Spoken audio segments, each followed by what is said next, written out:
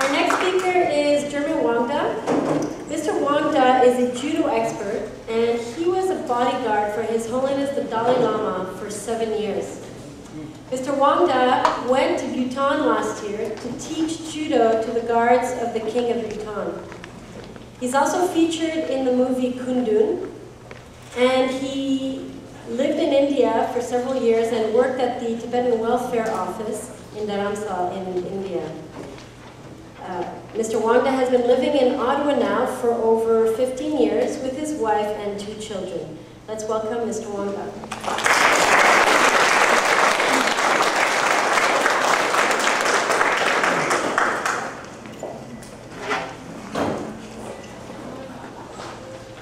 Good evening, everyone. Thank you for coming. And it is very interesting about both speakers. What is the history of Tibet and what is the present situation of Tibet, especially Pema Namgyal. He experienced everything by himself, so he's talking about his experience.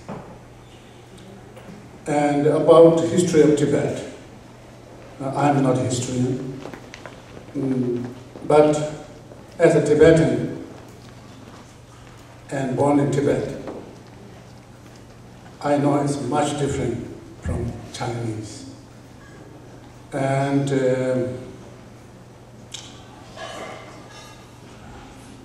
here tonight, I would like to introduce His Holiness Dalai Lama's 5-point peace plan, which he addressed at the United Nations Human Rights Caucus in, I think, September 21st, 1987, which means 21 years ago. So this is 21 years ago, what was His Holiness Dalai Lama was thinking, and he still is thinking this way. And he's still telling his message to everyone, towards the world, towards the Tibetan people, and towards Chinese communist regime.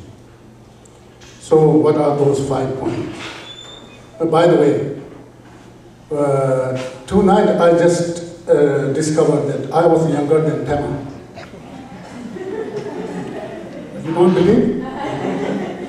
Well, when I came out of Tibet, I was 10 years old. And Bob has introduced, when he came out of Tibet, he was 18 years old. So who's older? Well, that's it. Anyway, I came out of Tibet in 1959. And Pema came in the 1990s. So that is the difference. And that, which means the situation in Tibet is still going on, worse situation. No human rights, no freedom, all this going on. And sometimes I feel I do not really, it's not an acting, but no. I feel more frustration when all the people who knows about Tibet and who has, freedom to say or act, they are quiet. On the other hand, the Chinese, they're saying everything's theirs, they're historically theirs, there's the Tibetans, they have a better, all this goes on and on. So, but experience-wise, as from China's point of view, they say they liberate Tibet. Liberation, what is liberation? For me, liberation is like freedom, I don't know. So when they liberate, means try to make something better in a nice way. But killing 1.2 million and oppressing people, I don't think it's a liberation. So that's the difference between Tibet and Chinese. It's going on and on. So we have to stop somewhere.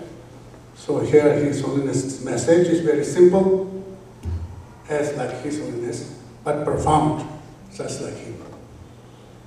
So one This peace plan contains 5 basic components.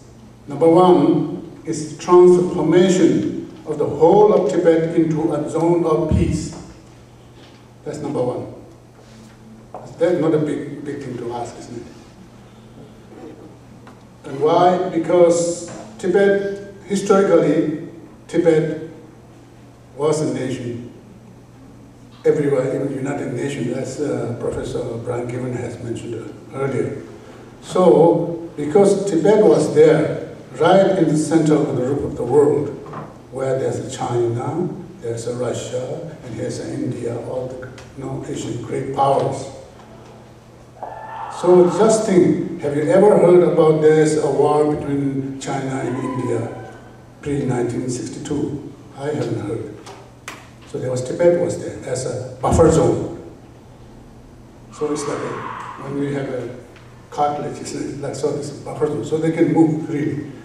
So China was away, and India and Russia all away, and there's a Tibet as a buffer zone. That's what His Holiness wanted. His Holiness, when he said transformation of whole of Tibet into a zone of peace, means that is the meaning. Okay? So try to think about everyone, not Tibet only. Okay? The rest of the world, especially Asia. And number 2 is abandonment of China's population transfer policy, which threatens the very existence of the Tibetan as a people. So just an example, there's so many examples, but for example, where His Holiness was born is Amdo, as Professor Given has mentioned, Amdo. Now they call Qinghai. In Amdo, now according to the Chinese statistics, Tibetan population is 750. Now this is from here, His Holiness, this is 1987. 21 years ago, I'm talking about. 750,000 Tibetans in Amdo. And Chinese, 2.5 million Chinese. That's what we're talking about when we talk about abandonment of Chinese population transfer. So that is what Dalai Lama is mentioning, cultural genocide, in that way. And that's one thing. And then number 3, respect for the Tibetan people's fundamental human rights and democratic freedoms. This also is not a big thing, asking, not a big. They're saying, we want freedom, we want fundamental human rights, that's all. So right now, when we go to Tibet with a Tibetan flag, you'll be put in jail. When you take a Dalai Lama's picture going into Tibet, you'll be put into jail. What is the big deal taking a picture? So that is the problem. It's not a big deal. We all are here, we live about 50, 70, 80, 100 years, and then we all go, right? So there's a making a big deal. So Dalai Lama does not want to have a making a big deal. Just live, let's live, let us live peacefully.